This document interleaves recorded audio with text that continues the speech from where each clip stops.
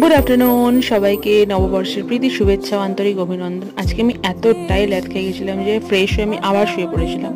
তারপর চলে এলো লুচি ঘুগনি অ্যাজ আ ব্রেকফাস্ট।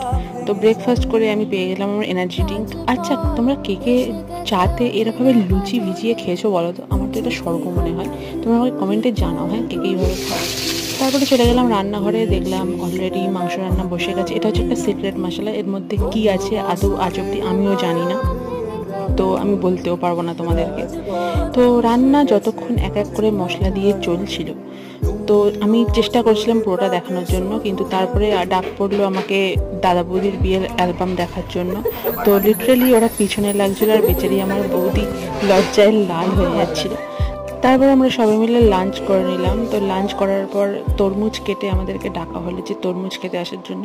তো আমিও এনজয় করলাম তরমুজ। চলো আজকের মতো টাটা, আর দেখা হচ্ছে পরের ভিডিওতে। বাই।